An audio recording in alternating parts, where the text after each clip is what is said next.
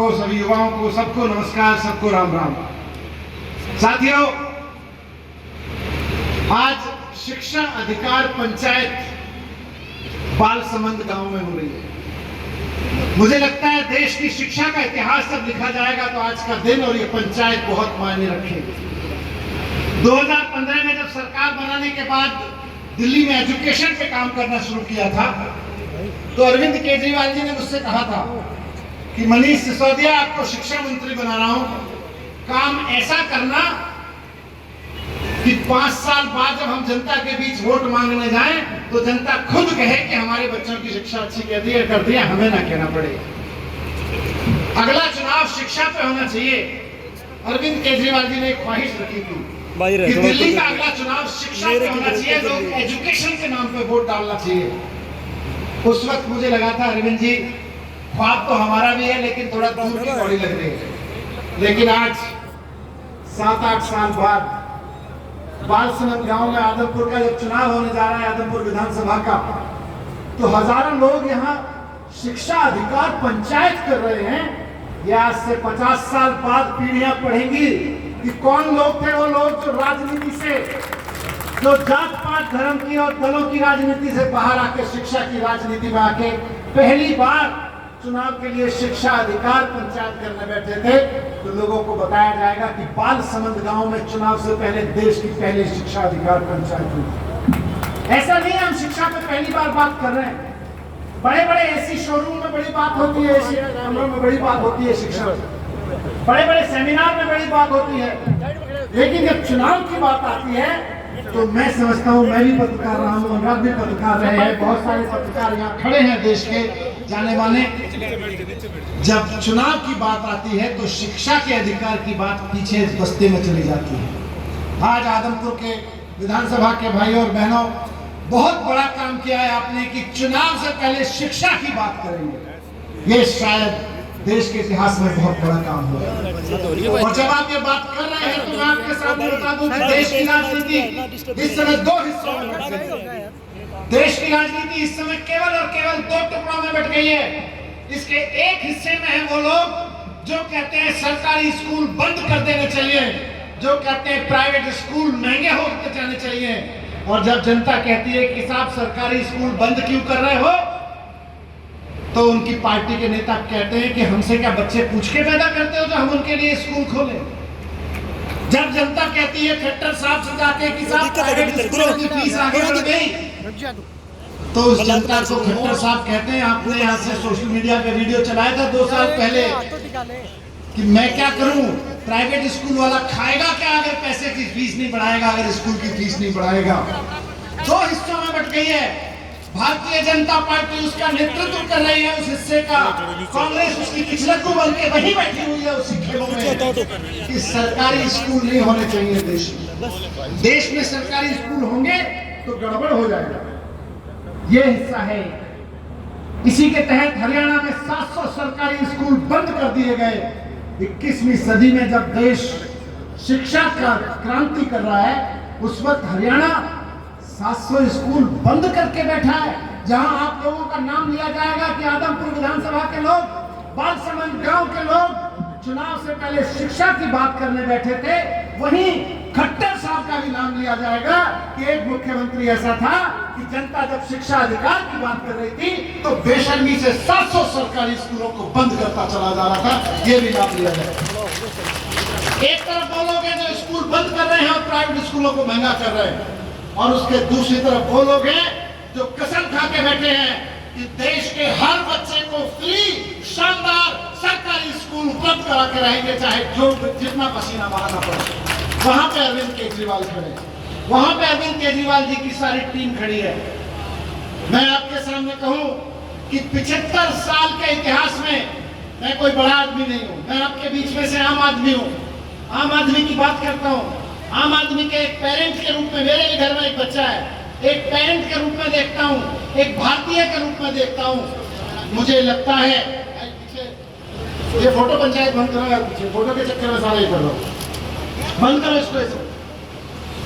मैं आपके सामने कहना चाहता हूं कि 75 साल में, आजाद हिंदुस्तान के 75 साल में अगर हमारे नेताओं ने कोई गड़बड़ की है कोई गलती की है तो वो ये की है कि हर बच्चे को फ्री एजुकेशन की पॉलिसी ने बनाई, हर बच्चे को फ्री शानदार एजुकेशन की पॉलिसी ने बनाई। बाबा साहब को मैं याद करता हूँ। आज गांधी जी के जन्म दिवस पर, शास्त्री जी के जन्म दिवस पर हमने उनको याद किया। उन्होंने नई तालीम की बात की, शिक्षा की बात की, लेकिन सबसे जरूरी याद करना बाबा साहब को बनता है जब हम शिक्षा की बात करते हैं। जब देश का संविधान बन रहा था तो बाबा साहब की कमेटी इस बात पे अड़ी हुई थी कि शिक्षा को मूलभूत अधिकार बनाएंगे, फंडामेंटल राइट बनाएंगे।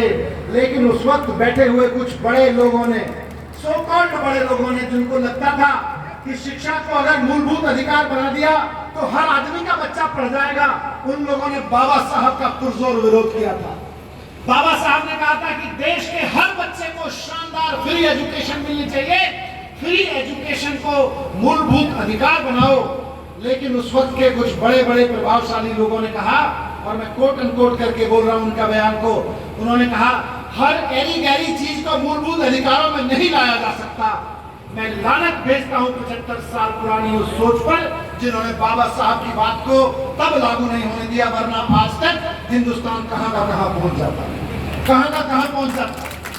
अगर उस वक्त शिक्षा को मूलभूत अधिकार बना दिया गया होता, अगर देश के संविधान में बाबा साहब को यह लिखने दिया गया होता कि नहीं, देश में जो बच्चा पैदा हो रहा है शिक्षा उसका मूलभूत अधिकार है, शानदार एजुकेशन देना सरकार की जिम्मेदारी है, तो उसके बाद आज हमको यहाँ शिक्षा अधिकार पंचायत की बात नहीं करनी पड़ती। आज खट्टर साहब की हिम्मत नहीं होती कि संविधान के खिलाफ जाके हमारे सरकारी स्कूलों को बंद कर दें, लेकिन कर रहे हैं क्योंकि इनकी चल रही है। अब आपके ऊपर है कि इनकी चलाना बंद कर दो। एक ही तरीका है कि ये सरकारी स्कूल बंद ना करें और प्राइवेट स्कूलों की फीस ना बढ़ाएं, कि इनकी चलाना बंद कर दो। चलवा भी तो हमने रखी है, हमने चलवा रखी है और हम ही इनकी चलवानी बंद कर सकते हैं। 2015 में अरविंद केजरीवाल जी को दिल्ली की जनता ने एक मौका दिया था। 2015 में जब दिल्ली की जनता ने अरविंद केजरीवाल जी को मौका दिया और हमने सरकारी स्कूलों पे काम करना शुरू किया, तो ये कांग्रेस बीजेपी वालों ने बहुत मजाक बनाया, बोले ये केजरीवाल चलाए स्कूल ठीक करने, यहाँ तो डीपीएस है, वसंत वैली है, संस्कृति स्कूल है, ये इनसे कंपटीशन करेगा। लेकिन केजरीवाल भी जिद का नाम है। जिस चीज को ये कांग्रेस बीजेपी, जिस काम को ये कांग्रेस बीजेपी वाले कहते हैं कि हो नहीं सकता, अरविंद केजरीवाल जी धारा के विपरीत खड़े होकर कहते हैं हो तो सकता है। और 5 साल के अंदर अंदर सिर्फ हो तो सकता है पे नहीं छोड़ा, केवल 5 साल के अंदर अंदर करके दिखा दिया। इसीलिए आज आपके बीच में आके कह रहा हूं, शिक्षा अधिकार पंचायत में आपके बीच में आके कह रहा हूं कि एक मौका अरविंद केजरीवाल जी को दीजिए। अनुराग भाई ने आपके बीच में रखा, चुनाव अभी 2 साल बाद है, मूल चुनाव सरकार बनाने वाला 2 साल बाद है। अभी तो आदमपुर के भाई और बहनों आपके पास केवल और केवल विधायक बनाने का चुनाव है। खाली विधायक बनाने से अगर आदमपुर के स्कूल ना बदलने लगे तो कहना क्या कहा था। और मैं ये अपने दम पे नहीं कह रहा हूं, यहाँ बैठे सारे कार्यकर्ताओं के दम पे कह रहा हूं जिन्होंने देश में चिंगारी लगा दी है।